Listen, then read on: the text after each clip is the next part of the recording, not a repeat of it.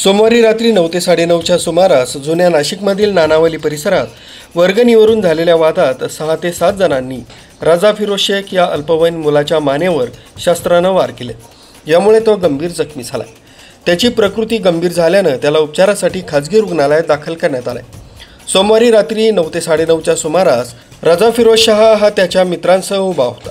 तेव्हा संशयित आरोपी अल्ताफ शाह, फिरोज शाह, आसिफ शाह, नासिर शाह, मुज्जू शाह आणि इतरांनी त्याच्याकडे 10 रुपये वर्गणी मागितली।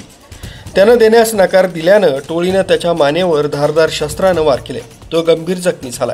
त्याला उपचारासाठी जिल्हा रुग्णालयात दाखल करण्यात आले। याविषयी त्याचा भाऊ रिहान शेख यानं माहिती दिली। रिहान शेख मेरे छोटे भाई राजा शेख के ऊपर है ना जानलेवा हमला हुआ है। तो मारने वाले अल्ताफ शाह, नासिर शाह, फिरोज शाह, मोनू शाह, अली शाह, तगया शाह और उनका एक बड़ा भाई है और नासिर शाह का लड़का।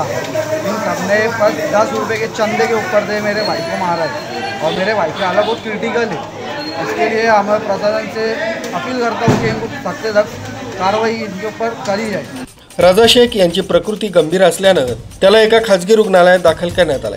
या प्रकरणी भद्रकाली पोलीस ठाण्यात गुन्हा दाखल करण्यात आला। मोहरमसाठी वर्गणी गोळा केली जात असल्यानं त्यामुळे ही घटना घडल्याचं सांगण्यात येत आहे। आर्मी न्यूजसाठी मलिक शेख, नाशिक।